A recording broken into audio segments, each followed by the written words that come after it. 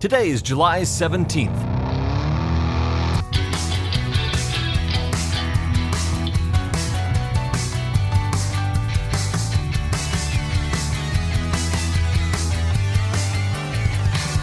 It's the 199th day of the year, and this is the On This Day podcast.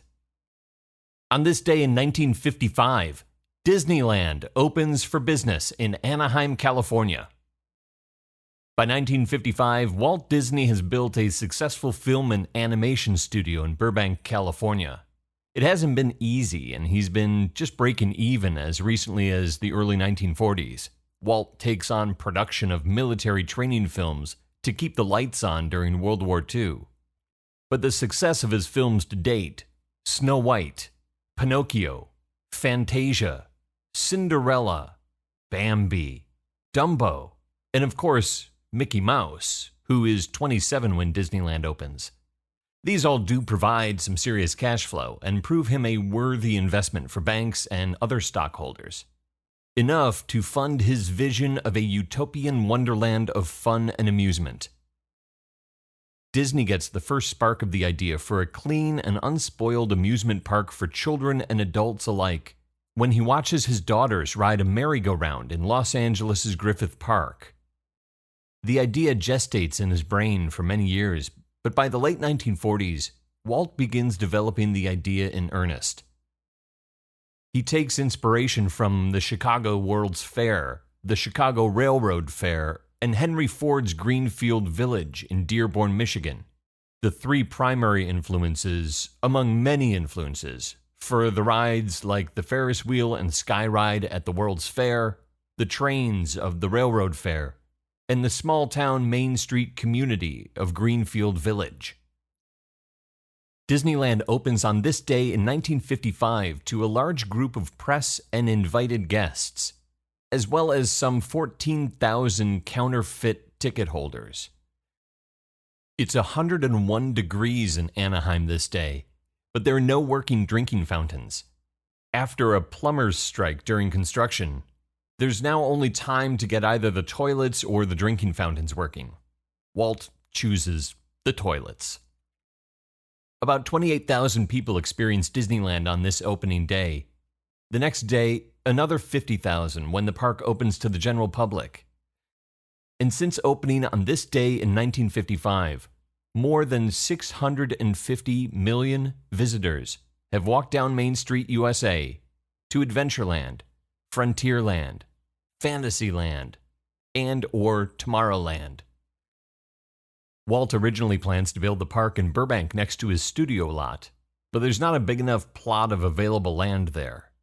So he finds 160 acres an hour's drive south in Anaheim, California, which at the time is a rural community of orange groves and orange farmers. After Disneyland opens, the area of Anaheim around Disneyland sees some rapid commercial growth. But Walt is dismayed by the tacky shops that open up just outside Disneyland's gate, some of them businesses that are more of an adult nature, inappropriate for the eyes of children riding in the back of cars to and from the theme park. So a few years later, when he starts looking for land on the East Coast on which to build a resort to service the population east of the Mississippi, he doesn't just buy a couple of hundred acres needed to build another Disneyland. Walt Disney buys up 30,000 acres of swampland in the middle of Florida, the site of Walt Disney World Resort, which opens 16 years after Disneyland opens on this day in 1955. Born on this day in 1899, actor James Cagney. Cagney is born in New York City. He spends his childhood tap dancing and getting into street fights.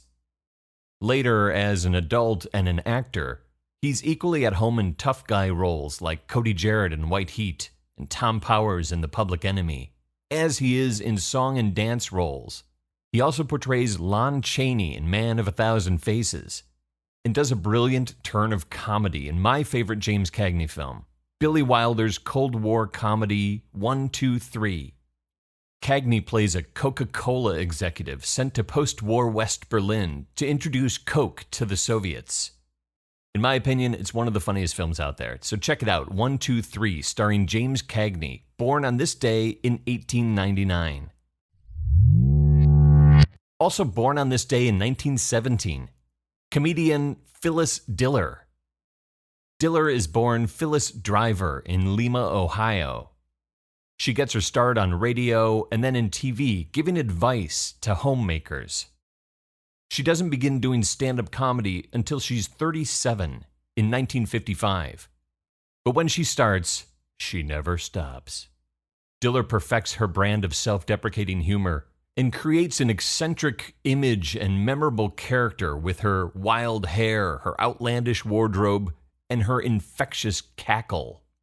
Phyllis Diller is a pioneer in stand-up comedy, one of the first female comedians to become a recognizable star and achieve success in all the traditional mediums of comedy.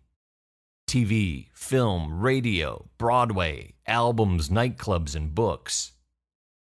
Much of her comedy is about her odd looks, her aversion to housework, and later in life, her numerous facelifts. One night on stage, she improvises a bit about her husband, Fang. Her fictitious husband, Fang, becomes an ongoing part of her act for the rest of her career. Because as she says, quote, "This idiot that I portray on stage has to have a husband, and he's got to be even more idiotic than I."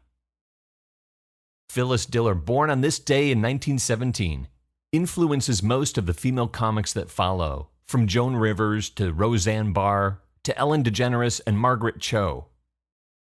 Phyllis Diller passes away in 2012 at the age of 95. Well, I haven't given up. I know you look at me, you think I've given up. I have not. I was today at the beauty parlor 4 times. They wouldn't let me in. Makes me so mad. I confronted him today. I said, "Look, you've been putting all this expensive stuff on my face all these years. Why don't I get better looking?" He said, "You've built up an immunity." I am in the 14th year of a 10-day beauty plan. I slosh so much cream on my body and all over at night I have to wear snow chains to hold up my gown. We've got more grease stains in our bedroom than in the garage. I asked Fang to kiss me goodnight the other night. He got up and put on his work clothes. And then one night he surprised me. He wanted to kiss me. I found out later why. He had chapped lips. I will not give up. When I go to the scalp clinic, I'm going to try to grow some lovely hair, too. I told them I just wanted beautiful hair. They said, "Stay on your head." So for months, I stood on my head. You know what I got? Dandruff on my feet. There are 167 days left in the year. On This Day is produced by me, Dave Schultz. Thank you very much for listening. You know I appreciate it. On this day in 1984, the national drinking age in the U.S. is raised from 18 to 21, prohibiting anyone under the age of 21 to purchase or possess alcohol, though it does not prohibit the consumption of alcohol. That's left up to the states to decide on. So if you're still listening, cheers. Talk to you tomorrow.